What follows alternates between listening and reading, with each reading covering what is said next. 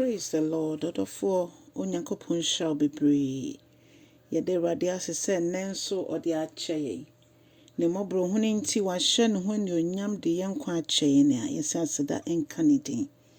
Enenso yede nyame ase na ne amesre ne se ebra wuti asemu ya se wonya subscribe ya no subscribe ya bodon no so kama na afei wuti ewia na wacha mo foforo nso. Onyame nhyira wo so be ne saa. Se wa subscribe dada nso a onyame nhyira wo saa. Na yenyina yenye nyame adwuma yefo a yema asem no edu echire. Nyame nhyira enenso so mama ye mompaye. Odomfo ne mobro homfo agya ne wa woni onyama hye so ne asase nyinara ma. Wodi de ya kyeye ne a Awurade ne yeke nyina ne saye ye enka wodin.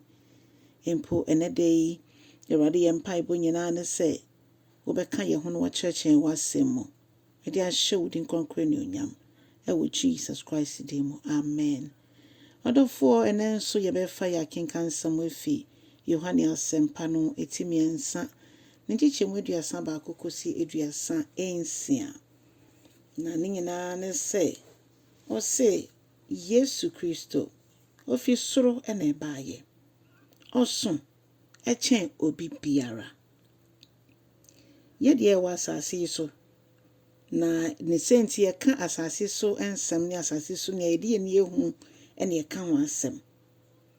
Na one de ofi soro na oso echen obi biara. Ono no tumi di esoro adanseɛ no di asase so adanseɛ. Esoro na hinwa ewo ene nti otumi ka ho asem. Asase nso wabɛfra ye mu na mpo no kwasem ewom ne so wo ho mpo ansa na onyankopɔn ɛhyehyɛ wiase yi. Ansa na ɔto wiase ne fapem mpo. Efise Yesu ya asem no ono ena ode ne hyehyɛ wiase yi. Hallelujah. Odofo yesan ehwe nyame asem mu a ɔtwe yen se ono no nyankopɔn soma no ene nti ɔka nyankopɔn ne nsem na ono ena nyankopɔn ama ne honhom a eso entwada honhom a eye adwuma abribia na beye adwuma nso ekosi se ye befiri asase yi so na yasan akoto aso osoro. Eja ne do oba no no de bibi biara owo ahye oba no ensa. Enti onyankopɔn ama ye nyina ewo oba no mu. Hallelujah. Eno nti se Yesu ka se me ne eja ne ye baako a ebinom entumi nyi ntumu bata ye no kore saa pepepe ene nyame asem ekire yen. Na ose esanse eja ne do ne ba no de bibi ahye ne nsenti obi bia oji nyankopɔn eba ne dini bia ewo da nkwa. Na obi biara onji nyankopɔn ba ne ndi no enya de a obeso da nkwa ne awieye ahwe okwan bia so. Efise Yesu so ene yedinya da nkwa ene awieye. Na basa na sa nipa no so da so hye nyankopɔn atemmuo ene na bufuhye ase. Eno na ya ade ye hu ene ya ade a ebeye ya se akonya ne da ho se yetimi fa Kristo ne yenya da nkwa. Nanso yesi emfasa akonye enye adwuma. Onyame hu ye mobo no mom empare yen. Nanka biara ye beti asem no. Umfa Yesu Kristo se rad no kraje nkwa no wafa ne ntem. Ebise wokweti no a wontimi enye hwe.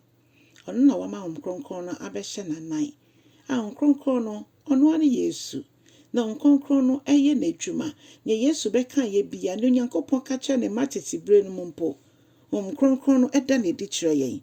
No kyerɛkyerɛ yen ase ye kan nyame asama enye se de ye kan newspaper ana paper bi keke ana storybook bi keke na mum ye kan ema ye ti ase hu se tumi edi nyame asem na chi eno no nyankopɔn hwehwɛ se me ne wo nyina ye de ye ho beto Yesu so ono wasoma homkronkron no ono ama ye da nkwa no nyame homkronkron enkoswara emboa yen enhye yen den emma yen ti ase emma yen nyansa na etimi de aboyembra ahye Yesu Kristo de anuonyam.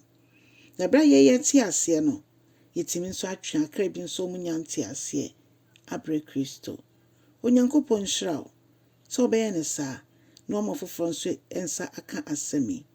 Ewo Jesus Christ demo. Ena ya bompaye. Mene me se obeye osempakani amerade. Na onyankopɔn so obekoso na we show. Enjoy your day. Ewo Yesu demo. Amen.